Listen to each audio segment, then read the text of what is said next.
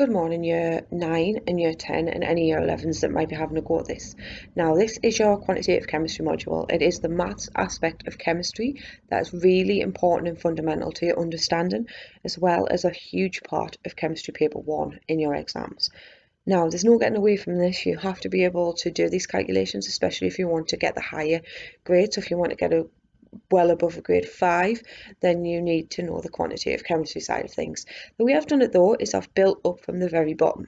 So this lesson today looks at how many elements are in a compound, how many atoms are in a compound, and then it moves on to look at balancing equations. So 3 really simple fundamental things that you need to be able to think about in science.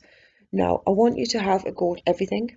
I want you to try your best, and I want you to be able to see the progress you're making. So I've made sure there's a box at the end where I'm going to mark the work that is handed in. Now, if you do it on paper, please keep it. Again, it's something that I can have a look at when you come back to school. I really want you to try your best. So we should be watching this video, day 1. On here, all I've done is put the periodic table. Now, if you can see it really clearly, that's fantastic. So I can see that actually the words are really clear on here. If you want a more interactive one, I've put this hyperlink on here. If you click on it, it takes you to a really nice website where you can click on parts of the periodic table, and it will tell you things about that element when it loads, and it will also tell you the numbers that you need, what group it's in, pictures, what they're used for, a load of different things. So it's a really nice website to have a look at. Now, if we go on to the next slide, you can see that the first part is understanding formula. Now, formula is really simple if you understood it the first time. So what I've done for everything is I've did a box with some information in. So the number of elements in a formula, for example, you've got iron bromide here.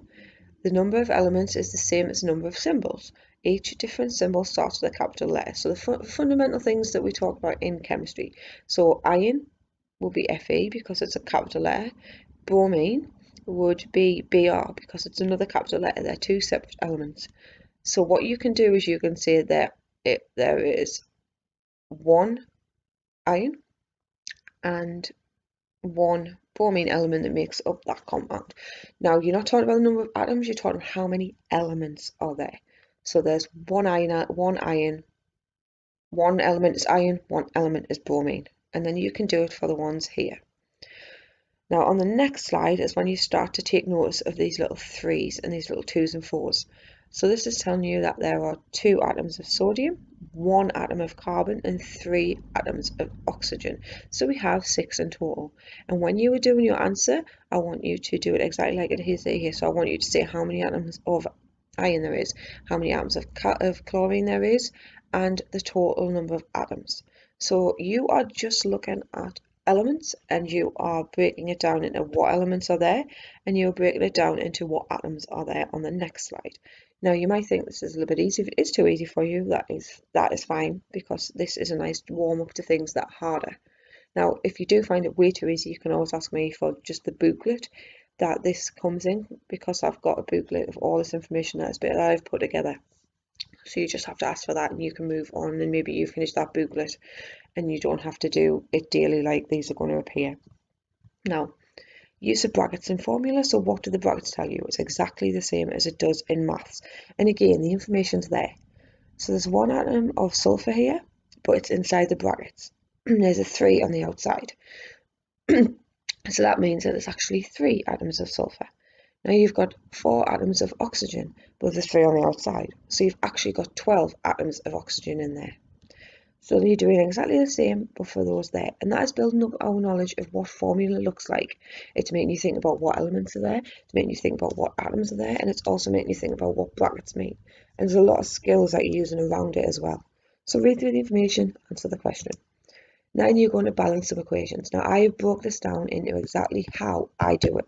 So if you've been one of my classes from the start, this is the way you will have done it. If you've done it a different way because you've had Miss Hall and Miss Larson, then you can use their method. It is fine whatever method you use.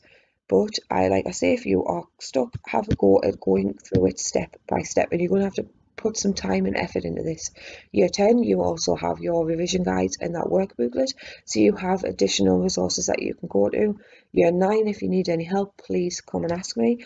or you can go online and have a look and see if you can work it out from Bite Size or from any videos on YouTube. So there you go, they're the ones I want you to balance, put your answers underneath. And that is it for today. So it's actually not as packed as I usually do the lessons, because I really want you to have a go at everything and think about what is happening.